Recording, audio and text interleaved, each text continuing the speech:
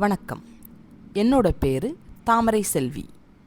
இன்னைக்கு நம்ம கேட்க போற படத்தோட கதை உத்தமபுத்திரன். வாங்க கதைக்குள்ள போகலாம். மலர்புரின்னு ஒரு நாடு இருந்தது. அந்த நாட்டோட மன்னர் பேர் புவனேந்திரன். மலர்புரிய நீதியும் நேர்மையுமா ஆண்டு வந்தார் அந்த மன்னர். அந்த மன்னருக்கு ஒரு பட்டத்து மகாராணி இருந்தாங்க. அவங்க பேர் மங்கையர்க்கரசி மகாதேவியார். மன்னனுக்கு ஏத்த மாதிரி அவங்களும் அன்பும் பண்பும் நேர்மையும் நிறைஞ்சவங்க. அந்த நாட்டோட அமைச்சர் பேர் ஜெயசீலர். அவரும் ரொம்பவே நல்லவர். ராணிக்கு ஒரு தம்பி இருந்தார். அவரோட பேர் நாகநாதன். அவரும் அவங்க அக்கா கூடவே மலர்புரியில இருந்தார். அந்த நாட்டோட படைத்தளபதியா அவர் இருந்தார்.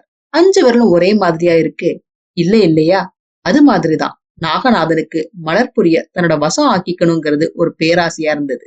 ராஜாவுக்கும் ராணிக்கும் குழந்தை பிறக்க போற செய்தி கேட்டதும் எங்க மலர்புரிக்கு உரிமையுள்ள வாரிசு வந்துடுமோன்னு பயந்தார் நாகநாதன். அதனால பிறக்கிற குழந்தைய கொன்னுடணும்னு ஏற்பாடு பண்ணி ராணியோட பணிப்பெண் செல்லம்மாவை தன்னோட கைக்குள்ள போட்டுக்கிட்டு ராணிக்கு குழந்தை பிறக்கிற நாளுக்காக காத்திருந்தார் நாகநாதன். அந்த நாட்டோட உபதளபதி பூபதி, இவரும் நாகநாதனோட கையால். இப்படி போய்கிட்டு இருக்கும் போது மன்னர் வேட்டைக்கு போறார்.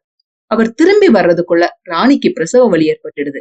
ராணிக்கு குழந்தை பிறக்க போகுதுங்கிற செய்திய அமைச்சர் ஜெயசீலர் ஒரு தூதுவன் மூலமா மன்னருக்கு அனுப்புறார். மன்னர் வந்துட்டா எங்க தன்னோட காரியம் கெட்டுடுமோன்னு நினைச்சு நாகநாதன் அந்த வீரனை கொல்றதுக்கு ஆள் அனுப்புறார். நாகநாதனோட ஆள் மன்னருக்கு செய்தி கொண்டு போற தூதுவனை அம்பால வீழ்த்தி கொண்டுட்டு அவன்கிட்ட இருந்த ஓலையை எடுத்துட்டு வந்து பூபதி கிட்ட கொடுத்துடுறார். அந்த ஓலைய பூபதி படிக்க, ராஜாதி ராஜ ராஜ மார்த்தாண்ட ராஜகுல திலக மன்னர் பிரான் திவ்ய சமூகத்துக்கு மந்திரி ஜெயசீலர் தாழ் பணிந்து வரையும் விண்ணப்பம்.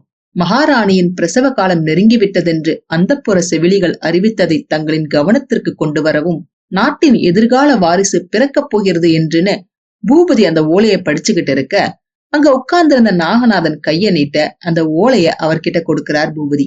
அத வாங்கி படிச்சுட்டு ஒரு வில்ல சிரிப்போட, நாட்டின் எதிர்கால வாரிசுன்னு சொல்லிட்டு அந்த ஓலைய எரிச்சிடுறார் நாகநாதன். அப்ப அங்க ராணியோட பணிப்பெண் செல்லம்மா பயந்து பயந்து வராங்க. அவங்க கிட்ட, என்ன நான் சொன்ன ஏற்பாடுகள் எல்லாம் சரியா செஞ்சிருக்கியான்னு கேட்கிறார் நாகநாதன். அதுக்கு அந்த பணிப்பெண், ஆமாம் பிரபு, எல்லாம் சித்தமா இருக்குதுன்னு சொல்ல, பூபதியும் அவர் பங்குக்கு ஏதாவது சொல்லணும் இல்லையா? அதையெல்லாம் பத்தாது, காரியம் முடிகிற வரைக்கும் கண்ணிமம் மூடக்கூடாதுன்னு எச்சரிக்கிறார் பூபதி. சரின்னு சொல்லிட்டு அங்க இருந்து அந்த பணிப்பெண் கிளம்ப, போறவங்களை தடுத்து எல்லாரும் பாக்குற மாதிரி போகாம மறைஞ்சிருந்து போறதுக்கு ஒரு ரகசிய வழியை காட்டுறார் நாகநாதன். அவர் போட்ட திட்டங்களை நிறைவேற்றுறதுக்கு இந்த ரகசிய வழியைத்தான் பயன்படுத்தணும்னு ஆணையிடுறார் நாகநாதன். எரும மாடு தலை மாதிரி இருக்கிற ஒரு விசையை அவர் திருப்ப அந்த ரகசிய அறை திறக்குது. அது வழியா அந்த பணிப்பெண் போயிடுறாங்க. ராணிக்கு பிரசவ வலி வந்து அவங்களுக்கு ஒரு குழந்தையும் பிறக்குது. ஆனா அந்த குழந்தைய யாருக்கும் தெரியாம செல்லமா எடுத்துட்டு வந்துடுறாங்க. அதே சமயம் அரசாங்க அதிகாரி ஒருத்தர் அமைச்சர்கிட்ட, மன்னருக்கு செய்தி அனுப்பிட்டீங்களான்னு கேட்க, பிளான் படி இன்னைக்குதான் மன்னர் திரும்புற நாள், ஆனாலும் நான் முன்கூட்டியே செய்தி அனுப்பிட்டேன்னு சொல்றார் அமைச்சர். குழந்தைய நாகநாதன் சொன்ன ரகசிய வழியா நாகநாதன் கிட்ட எடுத்துட்டு வர்றாங்க செல்லம்மா. அந்த குழந்தைய பார்த்ததும் பயங்கர சந்தோஷத்தோட பணிப்பெண் கிட்ட, யார் கண்ணுலயும் படாம தானே கொண்டு வந்தேன்னு உறுதிப்படுத்திக்கிட்டு தன்னோட திட்டத்தோட அடுத்த கட்டத்துக்கு போறார் நாகநாதன். நாகநாதனோட பிளான் படி சோமப்பா கிட்ட இருந்த ஒரு இறந்த குழந்தைய வாங்கி செல்லம்மா கிட்ட கொடுத்துட்டு, அவங்க கிட்ட இருந்த குழந்தைய வாங்கிட்டு கரெக்டா நடிச்சிருன்னு எச்சரிச்சு அனுப்புறார் நாகநாதன். செல்லம்மா கிட்ட இருந்து வாங்கின இளவரசரை, அதாவது தன்னோட அக்காவோட குழந்தைய சோமப்பா கிட்ட கொடுத்துட்டு, இந்த குழந்தைய கொன்னு புதைச்சிடுன்னு ஈவு இறக்கமே இல்லாம சொல்றார் நாகநாதன். சோமப்பாவும் அதுக்கு ஒத்துக்கிட்டு அந்த குழந்தைய வாங்கிட்டு போயிடுறார். இறந்த குழந்தைய நைஸா யாருக்கும் தெரியாம தொட்டில்ல செல்லம்மா போட, ராணிக்கு இன்னொரு குழந்தை பிறக்குது. அத பார்த்த பணிப்பெண்ணுக்கு கொலை நடுங்குது. குழந்தையோட அழுகுரல் சத்தம் கேட்க அங்க காத்திருந்த அமைச்சர் மத்த அரசாங்க அதிகாரிகளுக்கு பயங்கர சந்தோஷம். அமைச்சர் அங்க இருந்த பணிப்பெண்கள் கிட்ட, குழந்தை பிறந்த செய்திய எல்லாருக்கும் சொல்லுங்கன்னு அனுப்புறார். அரசுக்கு உரிமையான இளவரசனை தீத்து கட்டிட்டோம், இனிமே நாடு நமக்கு தான் சந்தோஷமா இருக்கிற நாகநாதன் காதலையும் பிறந்த குழந்தையோட அழுகுரல் கேக்குது. அதை கேட்ட நாகநாதனும் பூபதியும் திடுக்கிட்டு போயிடுறாங்க. அவசரமா நாகநாதன் என்ன நடந்ததுன்னு தெரிஞ்சுக்கிறதுக்காக பணிப்பெண்ணை பார்க்க ரகசிய வழியா ரூமுக்கு போறார். ஆனா அதுக்குள்ள அமைச்சரும் மத்த அரசாங்க வீரர்களும் ரூமுக்குள்ள வந்துட செல்லம்மாவை முறைச்சிட்டு அங்க இருந்து போயிடுறார் நாகநாதன். உள்ள வர்ற மந்திரி பிரசவம் பார்த்தவங்க கிட்ட, என்ன குழந்தை ஆனா பெண்ணான்னு கேட்க, அதுக்கு அந்த அம்மா ஆண்டான், 2 குழந்தைகள்னு சொல்றாங்க. அதை கேட்ட மந்திரி சந்தோஷப்பட்டுக்கிட்டு இருக்கும் போது செல்லம்மா அவசரமா ஆணான்னு இழுக்கிறாங்க. உடனே மந்திரி அந்த பணிப்பெண் கிட்ட, என்ன ஆனான்னு கேட்க, ஒரு குழந்தை இறந்தே பிறந்தது பிரபுன்னு சொல்லி அந்த தொட்டில்ல போட்டு இருந்த குழந்தைய காட்டுறாங்க பணிப்பெண். மந்திரி அந்த குழந்தைய வருத்தத்தோட பார்க்க, எங்க தன்னோட குட்டு வெளிப்பட்டுடுமோ என்னவோன்னு கண்ணால பாக்கும்போது அதுல சந்தேகப்பட என்ன இருக்கு?